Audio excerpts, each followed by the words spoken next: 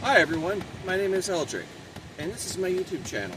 And I don't know what I want to do with it, so I'm just going to ramble about something that I am working on, which is my own TTRPG, but also about the schools of magic in Dungeons and Dragons and in other similar games, and how I think they could be better.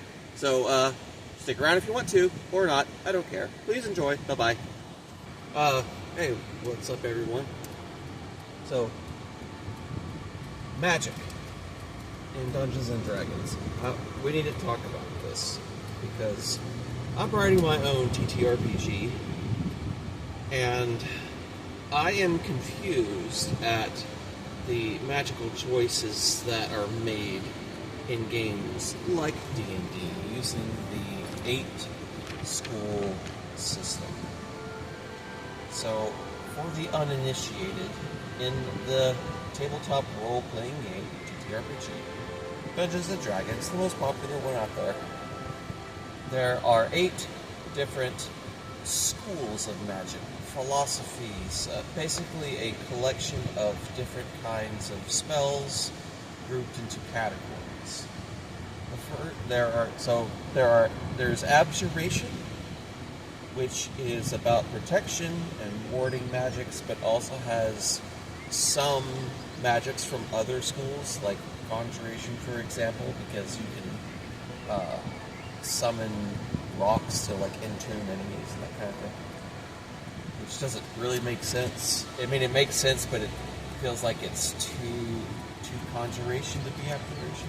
Anyways, that's the school of abjurations. The next one is the school of conjuration, which is about summoning items and creatures from other realms into your realm.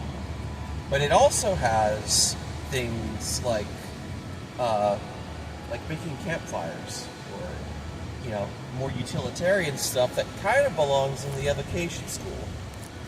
Then we have divination, which is the magic of reading space and time, portents, augury, ESP, telepathy, that kind of stuff.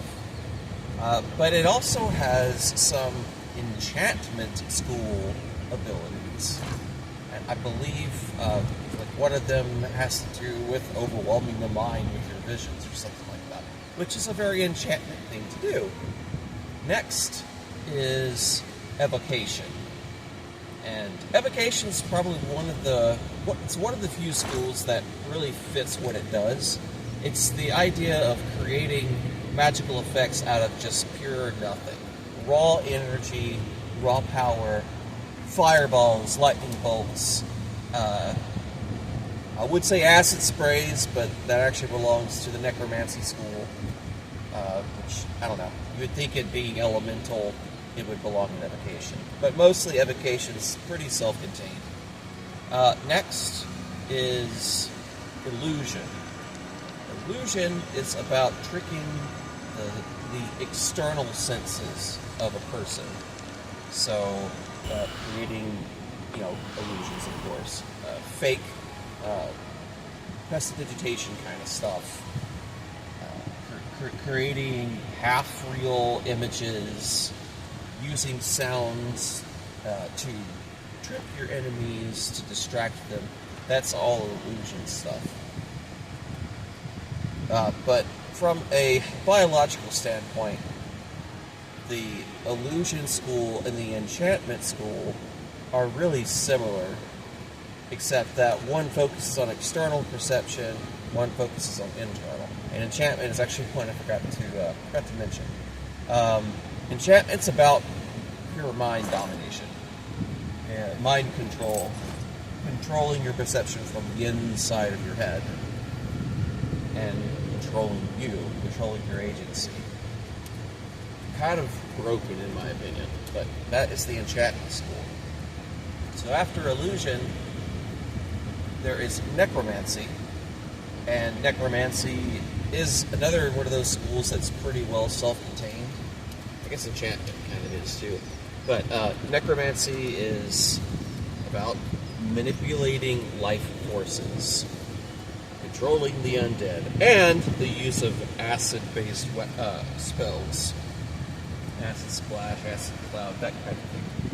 Which you would think would be evocation or even conjuration, but it's been thrown into the necromancy school. And then, last but not least, transmutation. Transmutation's about magic that alters the physical world itself. So, it can alter your own physicality. It can also grow larger or smaller. There are telekinetic effects in transmutation. So, stuff like that.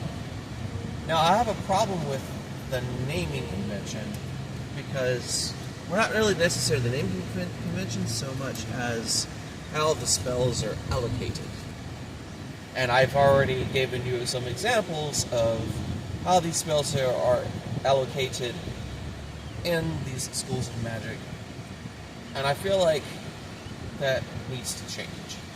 The other thing that I have a problem with in magic casting in games like D&D is the class names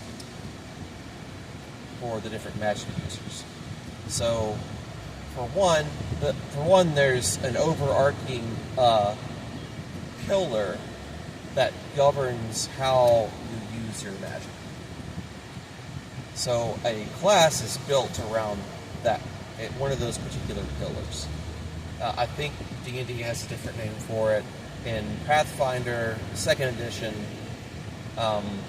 they're called, I want to say philosophies. I don't know. I'm driving right now. But they're called something else. But anyways, the idea is that there is arcane. Usually, the main concept is that there's an arcane pillar of magic and a divine pillar of magic. Now, in Pathfinder, they added two more. They added occult and primal. But I'm not going to go into that. I'm just going to go with the old school naming convention, just for simplicity's sake. So there is, like I said, there's divine and arcane. And all that means is arcane magic is something that you as a person generate.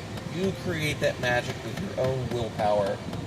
It's not reliant on some other being for your magic. It's internal, or in the case of something like a wizard or an alchemist, you are using material components, unlocking the magical properties from them, and using that. So that's arcane. Then there's divine magic, and divine magic is you have to you get your magic from a higher power. All right, your devotion to this higher power, whether it's through worship or whether it's a contractual agreement, it doesn't matter. It's you get your power from some other source. Now, there is an exception to this in D&D 5th edition, which is the Warlock, which is the contractual agreement, and I realize I'm going to be a hypocrite now, but it's still, if I remember correctly, it's still considered. My goal is to rearrange these magic schools around certain themes and concepts, and then classify them as a playable class. Now, in my game, they're not called classes, they're called paradigms. And that's important because it never made sense to me that a fighter with his dinky sword can go up to a dragon many times his size and have a chance of beating him. I don't care if the gear is enchanted or not.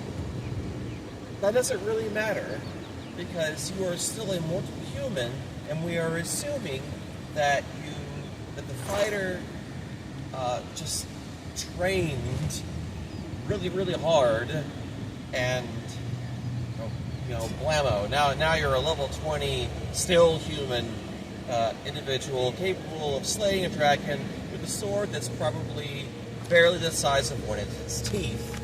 Doesn't make any sense. So, my fix to that is to call them paradigms, and to distinguish an individual with a paradigm versus an individual that does not have a paradigm.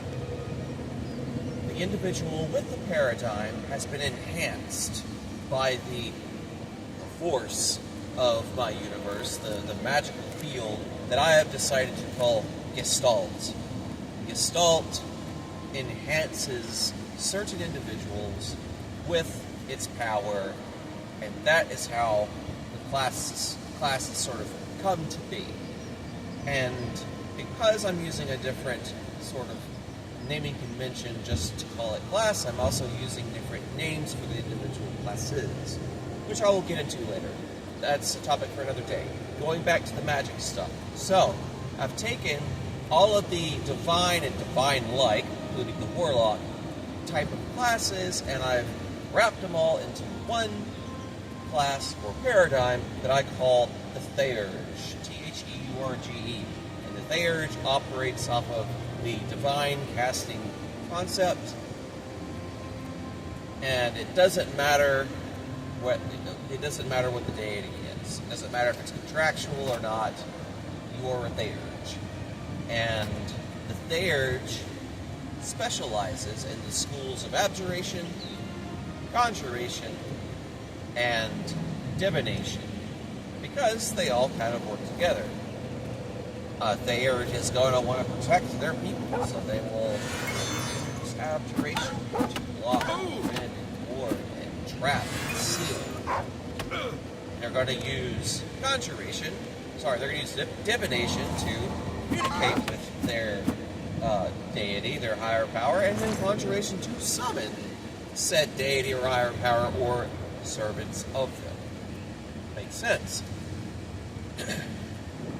Next combination of schools that I've put together is illusion and enchantment. And the paradigm that governs that combination is the Harlequin.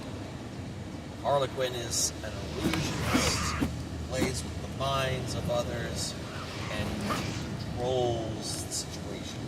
Now, the way that I've structured the spell leveling is that, unlike the Theurge, where abjuration, conjuration, and divination spells are available from level 1, with the Harlequin, enchantment spells, which is more about the internal mind domination, are later on spells, because you're going to work your magic from the outside in.